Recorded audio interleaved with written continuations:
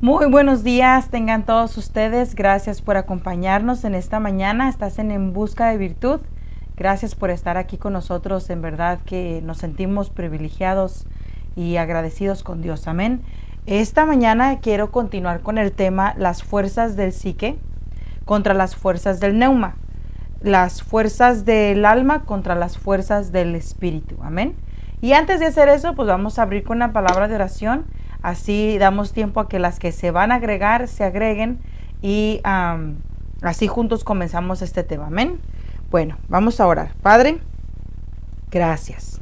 Siempre entramos por tus puertas con acción de gracias, Señor. Entramos por tus puertas con alabanza. Entramos a tu presencia, Señor, reconociendo que todo lo que somos, todo lo que tenemos es por ti.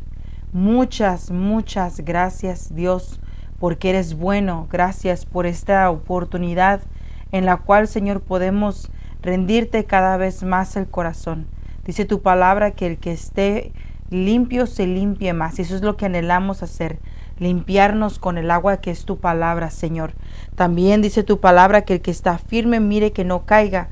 Y tu palabra, Señor, es la que nos mantiene firmes, anclados en la roca que es Cristo Jesús. Así que en esta mañana oramos y suplicamos, Señor, que por medio de tu palabra seamos edificados, seamos transformados, renovados, Señor. Infunde de tu aliento en cada uno de nosotros. Lo pedimos en Jesucristo nuestro Señor. Gracias, Señor, por esta mañana. Te damos a ti el honor, Señor, la alabanza. Permite que la palabra sea edificante y de bendición. Toda palabra que no proviene de ti impide que salga de mi boca, Señor, en el nombre de Jesús. Sujeto mi boca, mi mente, mi corazón, mi espíritu, mi alma y todo mi ser a la obediencia en Cristo Jesús. Gracias, Señor. Amén y amén. Al Señor Jesús sea dada toda la gloria, al Señor Jesús sea dada toda la honra y toda la alabanza. Amén. A todos los que nos acompañan desde ya, muchas gracias.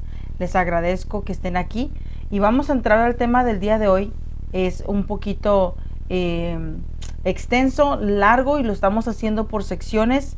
Voy a retomar un poco de la semana pasada para los que se conectan por primera vez, sepan de qué estamos hablando y de ahí continuamos con el desarrollo del tema. Amén. Con eso les quiero dar un anuncio. Vamos a estar teniendo cambio de horario en mi segmento. Yo ya regreso a trabajar esta semana, así que el próximo lunes voy a estar más temprano. Voy a estar conectándome a las 7 de la mañana, de 7 a 7 y media. Voy a estar con ustedes, amén. Así que le aviso ya, lo voy a poner en el chat, lo voy a poner en los anuncios para que usted sepa el nuevo horario debido a nuestro cambio de horario, ¿ok? Bueno, entonces vamos a entrar al tema del día de hoy. Y el tema del día de hoy tiene como base el primera de Tesalonicenses, amén. El capítulo 5 y vamos a estar leyendo el verso 23. Así que usted ayúdeme a leerlo ahí donde usted está en casa, porque es bien importante que lo leamos juntos. Y dice la palabra del Señor en el nombre del Padre, del Hijo y de su Espíritu Santo. Todo vuestro ser, alma, cuerpo, sea amado irreprensible. Amén. Y todo vuestro ser, alma y cuerpo, sea hallado, es lo que quiere decir, aquí hubo un autocorrect, sea hallado irreprensible. Entonces el Señor quiere, anhela, desea que todo nuestro ser sea hallado de forma irreprensible. Amén. Entonces vamos a leer un poquito acerca de qué fue lo que sucedió con Adán, el primer hombre en la tierra. Amén. Entonces acompáñame a leer Génesis. Dice la palabra: entonces el Señor Dios formó al hombre del polvo de la tierra. ¿De dónde lo formó? Del polvo. Y sopló en su nariz el aliento de vida, y fue el hombre un ser viviente. En este pasaje vemos cómo es el ser humano un ser tripartito. Amén. El ser humano está compuesto de alma. El alma le pertenece al hombre. Eso es lo que quiere decir Génesis cuando dijo que le había hecho al hombre un ser viviente. Amén.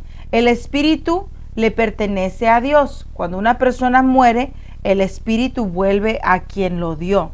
¿Y quién dio el espíritu? Dios. El cuerpo es el vehículo para el alma y para el espíritu. Entonces, cuando Dios decide cortar ese hilo de vida, ese hilo de plata, cuando los días del hombre se expiran, entonces el cuerpo vuelve al polvo de donde fue tomado. Amén. Dios es el Dios de todos los espíritus. Amén. Pero cuando Adán pecó, el espíritu de Adán murió. El espíritu de Adán dejó de ser. Y usted dirá, ¿cómo sabe eso, hermana Luz? ¿En dónde está la base bíblica para eso? Que fue una pregunta que me hicieron la semana pasada. Y quiero solo tomar unos minutitos para poder contestar esa pregunta. Amén. Es bien importante aclarar en dónde está la base para eso. Entonces, no tenía planeado hacer esto, pero yo tengo la base bíblica aquí. Mire, cuando leímos el pasaje de Génesis, verso 2, y capítulo 2, verso 7, vemos que el Señor le dio una advertencia a Adán: si comes de este árbol, morirás. Amén. Ya voy a llegar ahí a mis notas, denme un segundo. Fíjate, Génesis 2:17 dice: mas del árbol de la ciencia del bien y del mal no comerás, porque el día que de él comieres, ciertamente morirás. Entonces, si usted va a la palabra de Dios, se va a dar cuenta que Adán y Eva prueban el fruto, comen el fruto, y dice que se dieron cuenta que estaban desnudos y se escondieron de Dios. Y Adán piensa que Dios no lo va a poder encontrar. Entonces viene Dios y le habla: Adán, ¿dónde estás? Y le dice: aquí estoy.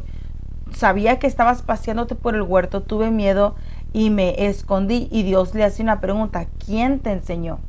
¿Quién te enseñó que estabas desnudo? Entonces dice, la consecuencia de haber desobedecido a Adán es la muerte. Entonces lo agarra Dios y lo saca del Edén.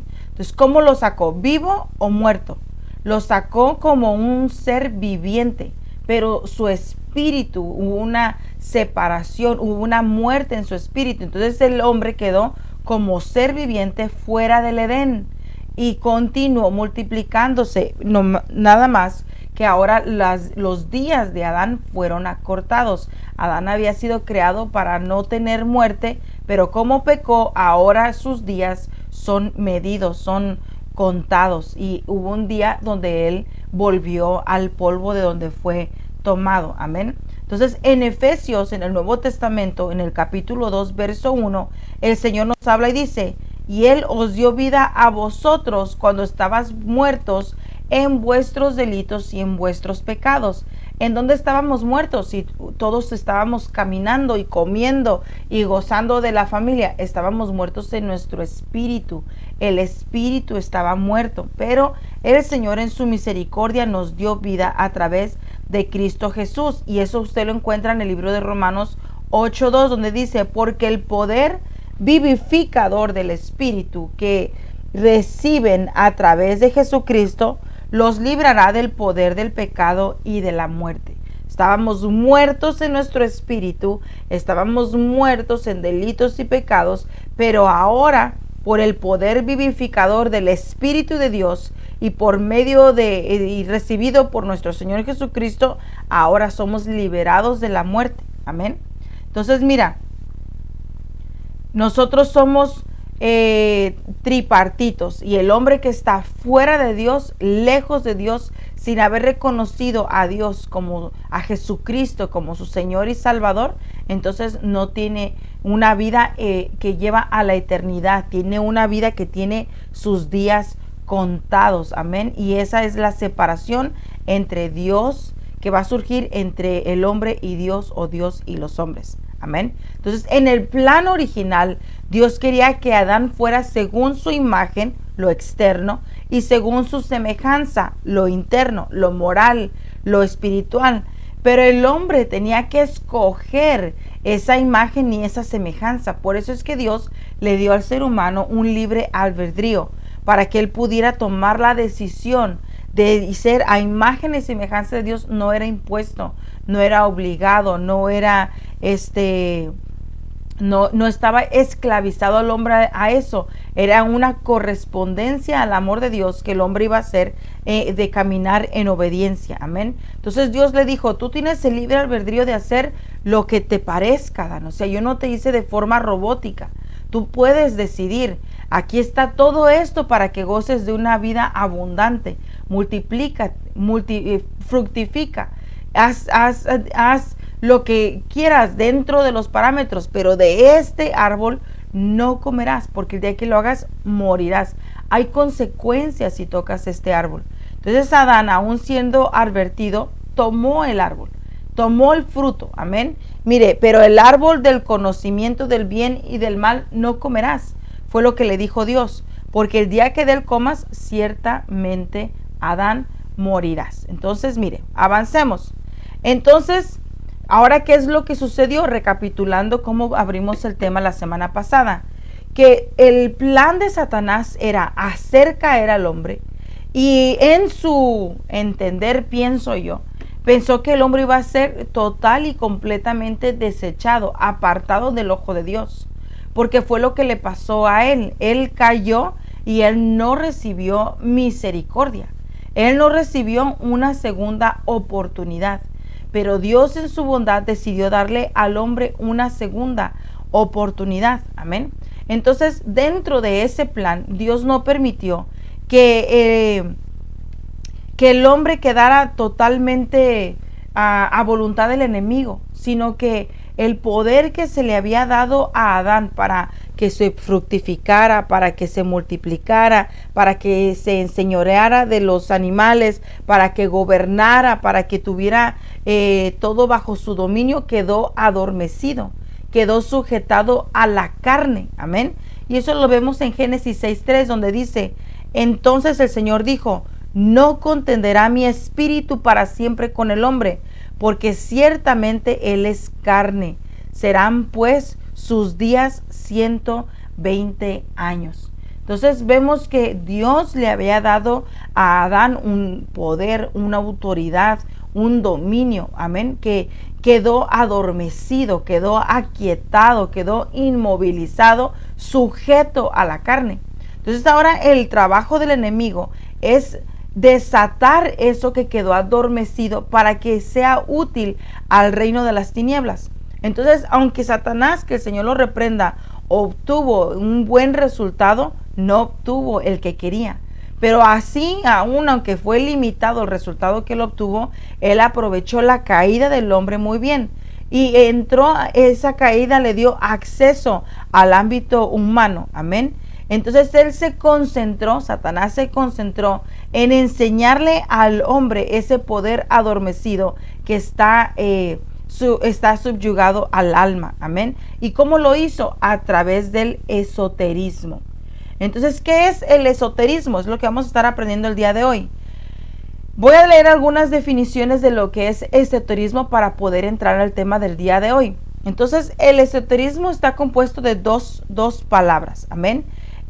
Cuando lo traducimos al griego, se traduce como eso y terus.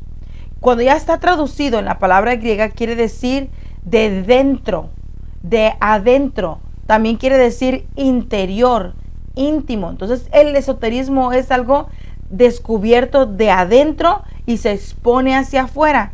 El esoterismo es del interior, de lo íntimo. Amén. Entonces, mire, es un término genérico usado para referirse al conjunto de conocimientos.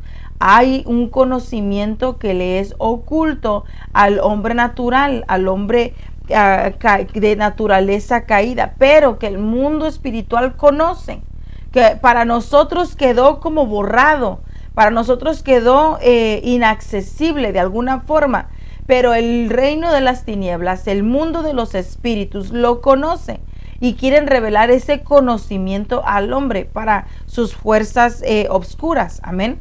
Entonces, el esoterismo también son doctrinas, son enseñanzas, son prácticas, ritos, técnicas o tradiciones de una corriente de pensamiento que utiliza secretos, utiliza símbolos incomprensibles o de difícil acceso que se transmiten únicamente a una minoría selecta denominada iniciados, por lo que no son conocidos por los profanos. El esoterismo busca entender el mundo y a las personas a través de sus causas internas y diferencia el conocimiento exotérico, que busca los efectos y las causas externas. El esoterismo abarca un conjunto de prácticas, de símbolos y rituales tales como la adivinación, la quiromancia, lo voy a leer otra vez, la cartomancia es la lectura de cartas, ¿ok? Las predicciones, los signos zodiacales, por ejemplo, uso de piedras como el ámbar, etcétera. Por extensión, el esoterismo se refiere a toda doctrina que requiere un cierto grado de iniciación para estudiarla en su total profundidad. En contraste, el conocimiento exotérico es fácilmente accesible para el público común y se transmite libremente.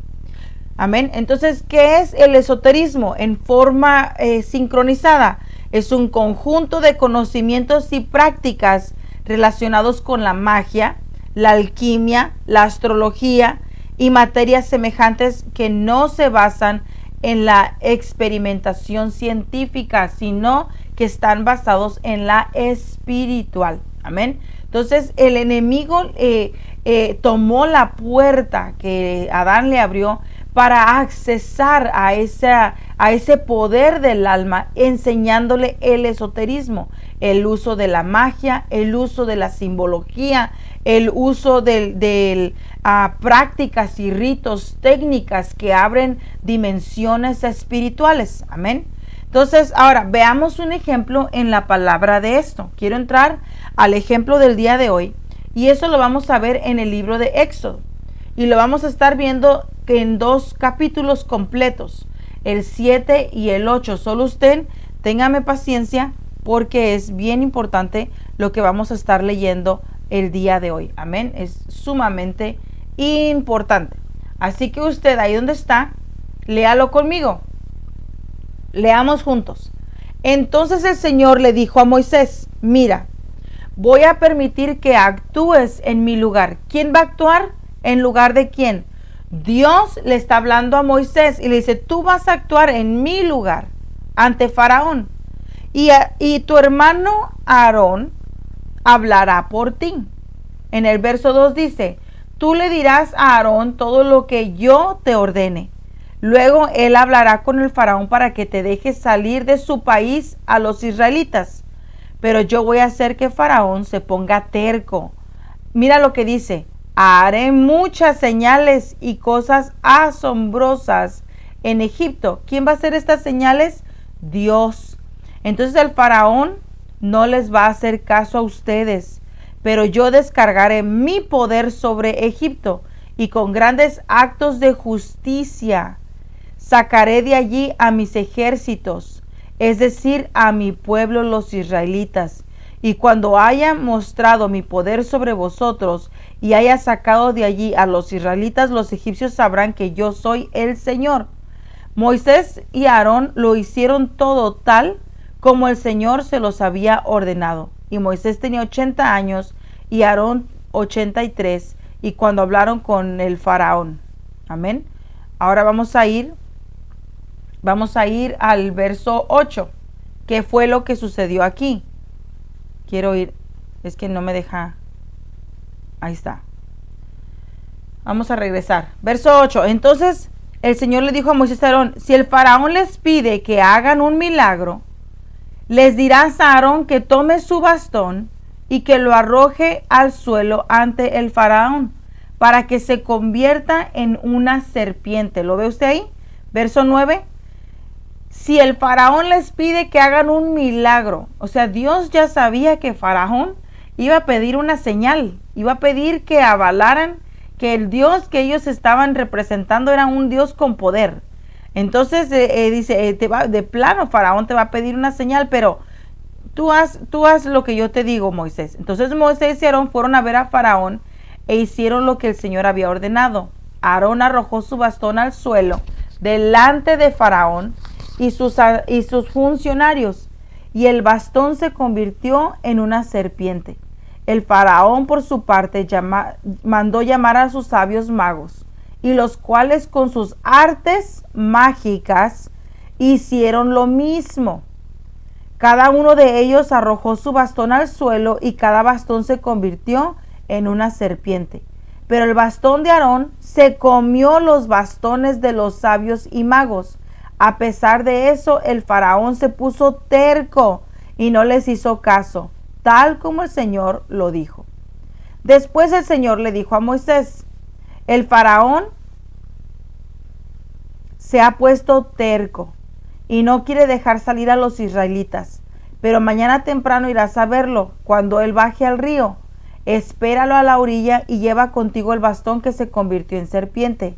Allí le dirás, el Señor, el Dios de los hebreos, me ha mandado decirte, deja ir a mi pueblo para que me adore en el desierto.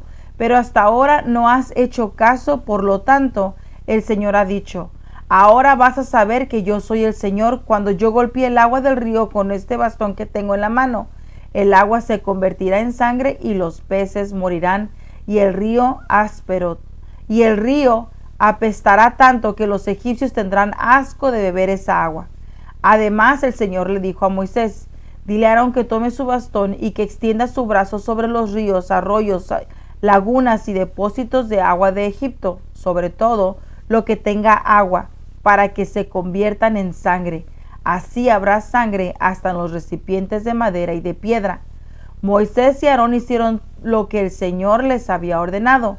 Aarón levantó su bastón y golpeó el agua del río a la vista del faraón y sus funcionarios, y todo el agua se convirtió en sangre. Los peces murieron y el río mismo apestaba tanto que los egipcios no podían beber agua de él. Había sangre por todo Egipto. Mira lo que sucede a continuación. Es que esto es increíble. Pero en el 22, los egipcios hicieron lo mismo por medio de sus artes mágicas. Así que el faraón se puso terco y no les hizo caso. Y Aarón, tal como el Señor lo había dicho. El faraón regresó a su palacio sin darle importancia a este asunto. Y todos los egipcios tuvieron que hacer pozos en las orillas del río para sacar agua limpia, pues el agua del río no se podía beber. Amén. Entonces ahora vamos a ir al verso 8. Eso es lo que vamos a hacer ahorita para poder continuar con el tema. Amén. Entonces mira el verso 8. El Señor le dijo a Moisés, ve a ver a Faraón y dile, así dice el Señor, deja ir a mi pueblo para que me adore, porque si tú no lo dejas ir, yo castigaré con ranas a todo tu país. El río hervirá de ranas, las cuales saldrán y se meterán en tu palacio, en el lugar donde duermes, sobre tu cama, en las casas de tus funcionarios y de tu gente, en tus hornos y en donde amasan tu pan. Las ranas saltarán sobre ti, sobre tus funcionarios y sobre toda tu gente. El Señor le dijo a Moisés, dile a Aarón que extienda su bastón sobre los ríos, arroyos y lagunas, para que de allí salgan ranas y llenen el país de Egipto. Aarón lo extendió sobre las aguas de Egipto y todo el país se llenó de las ranas que salieron de allí. Sin embargo, los magos hicieron lo mismo por medio de sus artes mágicas y también trajeron ranas sobre el territorio egipcio. Entonces el faraón mandó llamar a Moisés y Aarón y les dijo: pídale al Señor que nos quite las ranas a mí y a mi gente, y dejaré que tu gente vaya a ofrecer sacrificios al Señor. Y Moisés le contestó al faraón: dime cuándo quieres que yo lo pida por ti, por tus funcionarios y por tu gente, para que las ranas se alejen de ti y de tu palacio y se quede solo en el río. Mañana mismo, dijo Faraón. Y Moisés contestó: así se hará, para que sepas que no hay nadie como el Señor nuestro Dios.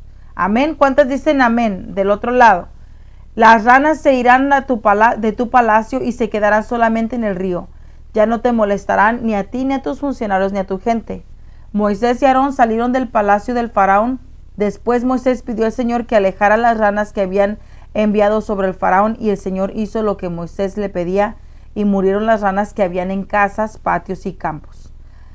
Amén. Ya vamos terminando. La gente recogió las ranas muertas y las amontonó, y por todas partes olía mal. Sin embargo, en cuanto el faraón se vio libre de su problema, se puso terco y no le hizo caso a Moisés y Aarón, tal como el Señor lo había dicho. El Señor le dijo a Moisés: dile a Aarón que extienda su bastón y que golpee con el polvo de la tierra para que se conviertan en mosquitos en Egipto. Así lo hicieron. Aarón extendió su bastón y golpeó el polvo del suelo, y todo el polvo de Egipto se convirtió en mosquitos que atacaban a hombres y animales. Los magos, fíjate lo que sucede aquí. Aquí hay un cambio. Los magos trataron también de producir mosquitos por medio de sus artes mágicas. ¿Pero qué pasó? No pudieron. Mientras tanto, los mosquitos atacaban a hombres y animales. Entonces los magos le dijeron al faraón: aquí está la mano de Dios. Pero el faraón se puso terco y no le hizo caso, tal como el Señor lo había dicho. Amén. Voy a dejar de leer hasta ahí. Usted lo puede seguir leyendo en su casa. Solo quería llegar hasta ahí donde dice: Aarón hizo una señal y los magos la imitaron. Aarón hizo una segunda señal y los magos la imitaron. Y así sucedió hasta que llegó a esta plaga de mosquitos, donde los magos ya no pudieron imitar más. Y dijeron los mismos magos: híjole, faraón, esta sí es obra de Dios. Aquí está la mano de Dios. Ya no pudimos imitar esta plaga, ¿verdad? Entonces, la pregunta es: ¿quién le enseñó a estos magos a tener ese nivel de poder? ¿Quién le enseñó a estos magos egipcios a manipular el poder de su alma a tal forma que podían imitar señales, prodigios y milagros? ¿Cómo ellos aprendieron eso? Amén. Entonces la palabra de Dios nos enseña que hay dioses con D minúscula, seres caídos que tienen acceso al ámbito terrenal y entraron a la tierra a enseñarle a los hombres artes de guerra, artes de magia, artes de construcción y diferentes tipos de artes. Amén. Cosas maravillosas. Porque el hombre, por su propia naturaleza o por su propia fuerza, no hubiera podido alcanzar por sí solo. Entonces, ¿qué es lo que estamos mirando? Una lucha de poder contra poder. Amén. Una lucha de Baal contra Baal. Amén. Entonces, hay una historia que a mí me impactó mucho porque es algo bien real. Por ejemplo, en los lugares en donde más se ha expandido el poder del alma es en Asia. Allí es donde han ellos desarrollado prácticas en donde han logrado un desarrollo de poder mental y un desarrollo de poder nivel alma. Amén. Entonces ellos hacen, como decíamos en la definición de esoterismo, rituales, prácticas, usan simbología, usan por ejemplo las velas, el incienso, las luces bajas, la naturaleza, el medio ambiente, para poder ellos entrar a niveles espirituales muy profundos. Amén. Y la meta de ellos es alcanzar la eternidad, no morir, sino que alcanzar una eternidad, pero con una fuerza humana. Amén. ¿Y dónde aprendieron ellos a hacer todo esto? Bueno, a través de esas enseñanzas esotéricas que el enemigo empezó a usarle a hombres que estaban sujetos a ese poder, a su carne, y por naturaleza eran hombres con maldad, con violencia, implacables. Amén. Entonces, en estos lugares de Asia hay prodigios, hay señales, hay sanidades a través de el poder mental, a través de artes marciales, a través de la meditación, de la transición astral, etcétera.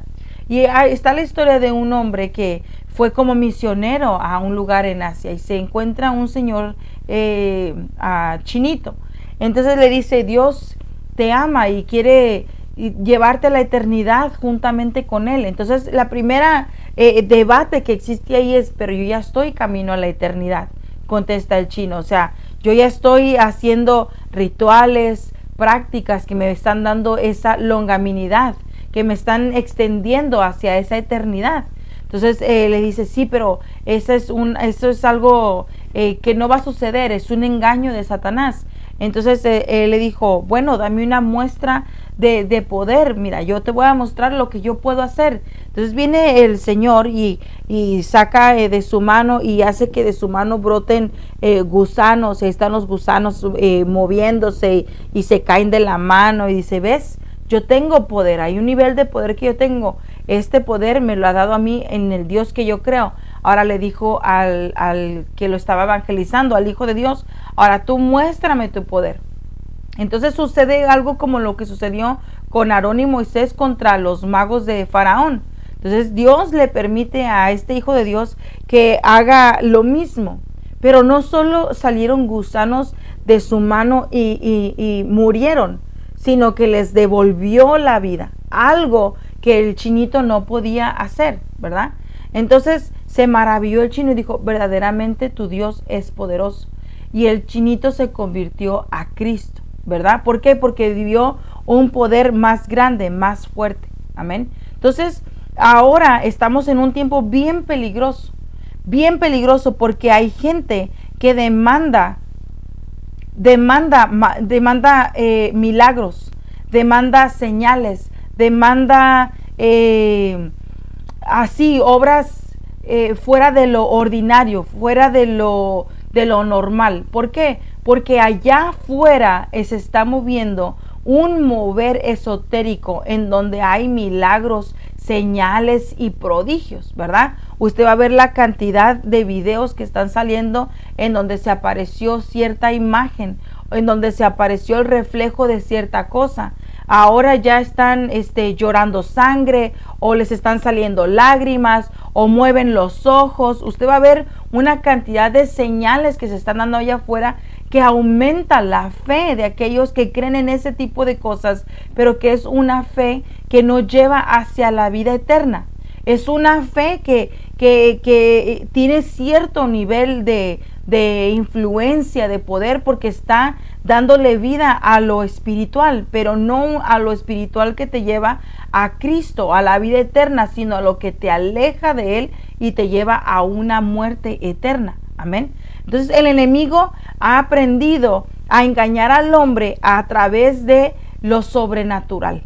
Entonces hay diferentes formas de sobrenaturalidad, tanto se puede ver en lo más santo hasta en lo más oscuro, lo más satánico, y es ahí donde tenemos que tener nosotros cuidado. Amén. Lo único que el enemigo no ha podido imitar hasta ahorita es dar vida. Él puede imitar, por ejemplo, la sanidad de un cáncer, él puede imitar la sanidad de un ojo, él puede imitar la restauración de un matrimonio, digámoslo así, o el amarre de un amor, ¿verdad? Oh, yo amo a tal persona y voy a ir a que me hagan tal cura, le llaman así, una sanidad para que mi esposo me ame. Entonces hay una restauración momentánea, entre comillas, de matrimonio. Pero la paga de ese favor es grande, porque se está intercambiando la eternidad, el alma, tu vida con Cristo por la eternidad, por una felicidad momentánea. ¿Y por qué me doy el tiempo de hablar de esto? Porque la cantidad de hijos de Dios, la cantidad de cristianos inclinándose hacia lo esotérico es grande. Yo en estos últimos meses he escuchado diferentes personas que dicen: pues ya llevas como 10 años orando por tu hijo y sigues siendo un drogadicto, o sigue siendo violento, o sigue siendo irrespetuoso. ¿Por qué no vas con un señor que le llaman, que es un señor espiritual y hace limpias? Y pues es que mira, nosotros sabemos de gente que ha ido y le han hecho una limpia y ha adquirido su milagro y ahora el hijo está bien. Ahora el hijo se está portando de maravilla. Entonces la persona dice, bueno, empiezan a poner las cosas en la balanza. Llevo 10 años orando por mi hijo y ella solo tuvo una visita y yo no he recibido la respuesta a mi oración o mi milagro, si lo pudiéramos decir de alguna forma, y ella lo recibió de forma instantánea. Entonces el cristiano se está inclinando hacia el ocultismo, hacia estas prácticas de milagros que provocan a Dios en enojo, en ira, amén, en milagros que no traen una fe verdadera, una fe pura, una fe limpia, amén, una fe cimentada en la palabra, sino que es una fe que se tambalea por cualquier desbalance en su vida, amén. Entonces, ¿dónde lo vemos en eso? Mira, este Aarón fue testigo del poder de Dios, o no fue Aarón el que movió la vara. Porque yo leí ahorita en el libro de Éxodo que Dios le daba la orden a Moisés, Moisés le daba el mensaje a Aarón y el que movía la vara era Aarón. Pero cuando ya estaban fuera de Egipto, esperando a que Moisés descendiera del monte, el pueblo empezó a desenfrenarse y Moisés tardaba y Aarón se empezó a preocupar y dijo, híjole, tengo que hacer algo aquí. Entonces Aarón no fue firme en la fe a Dios, sino que dijo, y necesitamos seguir viendo prodigios, necesitamos seguir viendo señales, necesitamos seguir viendo maravillas. Entonces hagámonos un Dios. A ver, vamos a hacer una colecta de oro. Hicieron su colecta, de ahí hicieron un becerro y dijo, este es su Dios, este fue el que los liberó de Egipto. ¿Por qué?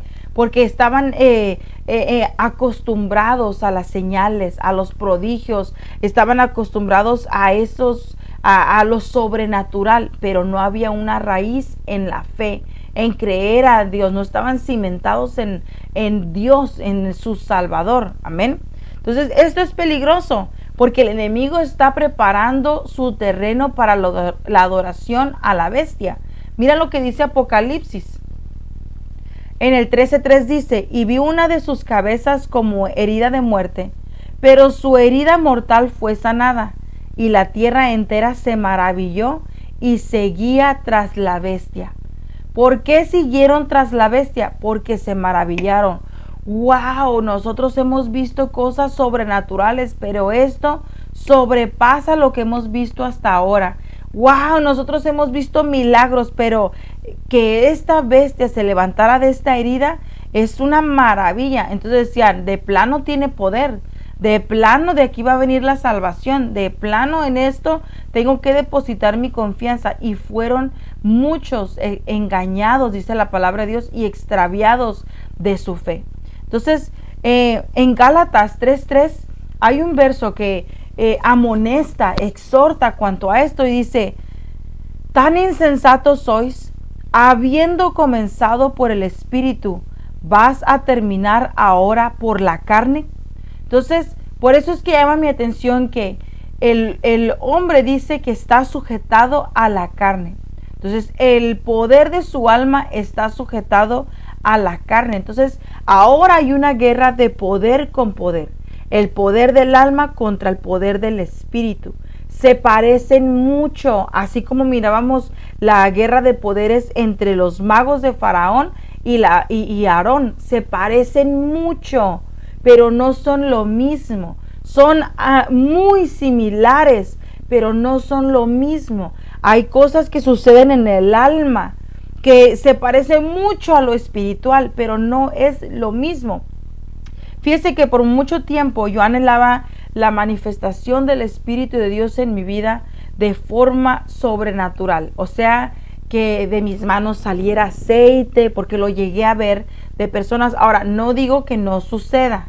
No digo que Dios no haga este tipo de cosas. Dios es poderoso, como lo vimos en el libro de Éxodo. Amén, es poderoso, tanto que los magos dijeron, esta es mano de Dios, porque nosotros ya no pudimos hacer eso.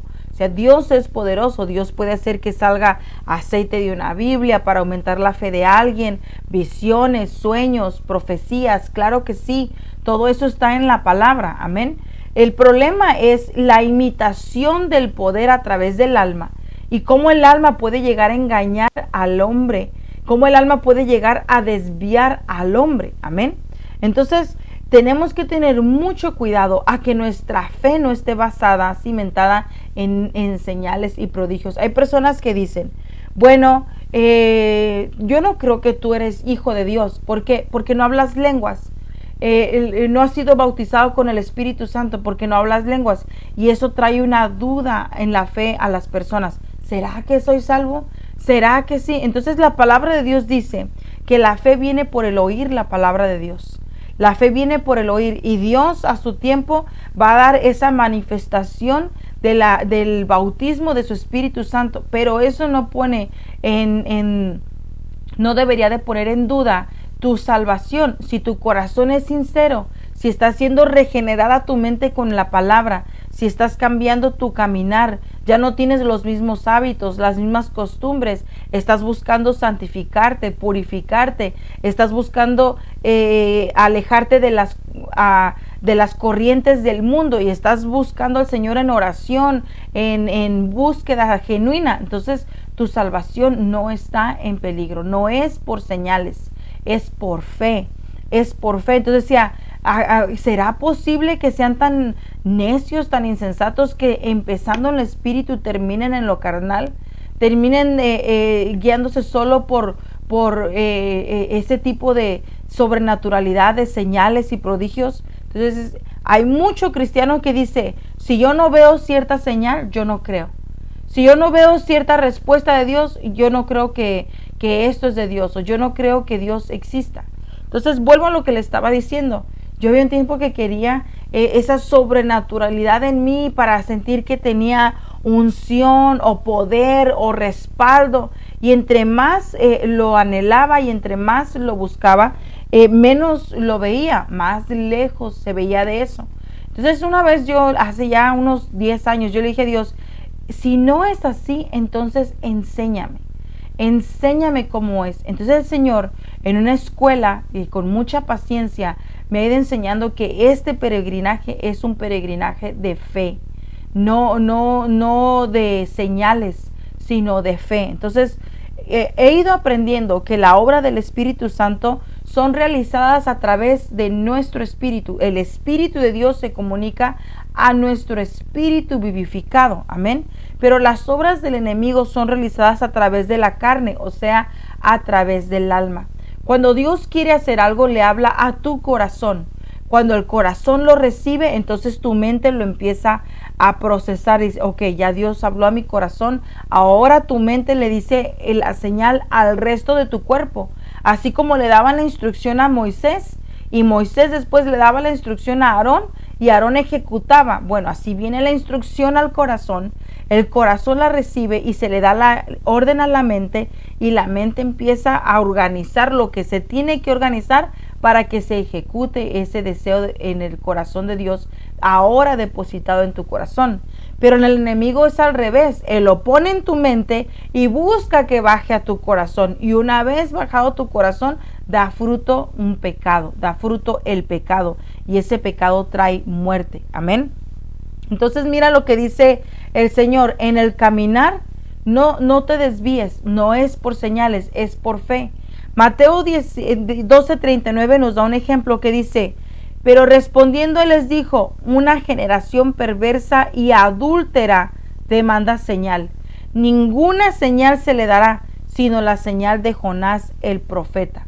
Entonces, hay veces que el pueblo de Dios se ha vuelto muy supersticioso, muy místico, amén. Entonces empieza a creer en los poderes del cosmos, en los poderes de cuando se alinean las estrellas, en poderes psíquicos. Entonces Dios no quiere que pongamos nuestra fe en eso. Por ejemplo, hoy es martes 13, no, hoy no hay que ir a la iglesia porque es de mala suerte salir en la noche de martes 13. Eso ya es ser supersticioso, es seguirte dejando gobernar por por esoterismos, creencias esotéricas. Ahora nosotros estamos en Cristo, amén. Y Dios pide de nosotros una fe sincera, porque mira lo que dice Hebreos 11:6. Sin fe es imposible agradar a Dios, porque es necesario que el que se acerca a Dios crea que le hay y que es galardonador de los que le buscan. Amén. Entonces la fe sincera no está cimentada en una señal, no está cimentada en un prodigio, no está cimentada en un milagro, está cimentada en que la soberanía de Dios tiene el control de nuestras vidas. Hay oraciones que van a ser contestadas al momento que se hace la oración. Hay otras oraciones que tienen un proceso porque en el proceso hay una escuela y en el proceso hay una purificación, hay un nivel de santidad que adquirimos a través de ese proceso. Amén. Entonces, salgamos del esoterismo, salgamos de la superstición, salgamos del misticismo, no seamos engañados. Amén. No busquemos señales, caminemos en fe. Amén. Vamos a orar. Padre, en el nombre de Jesús pedimos perdón si hasta hoy hemos, Señor, usado de forma inconsciente creencias, hábitos, rituales, simbologías que son usadas en el esoterismo, Señor, y las hemos introducido ahora en nuestro caminar contigo. Te pedimos perdón, Señor, y te rogamos que nos limpies y nos purifiques de toda esa contaminación espiritual. Sabemos que los hijos caminan por fe y no por señales, Señor. Ayúdanos a que nuestra fe se ancle, se cimiente, eche raíz profunda en la roca que es Cristo Jesús, para que seamos como la palmera y nada pueda derribarnos, Señor. En el nombre de Jesús oro, Señor, pidiéndote perdón por todos aquellos que han consultado brujos, los que leen cartas, Señor, los que leen la mano, el café. Perdona la ignorancia del pueblo, Señor. Perdona a todos aquellos que siguen usando la cadenita, la pulsera roja o el ojo, Señor, para que no les lleguen maldiciones.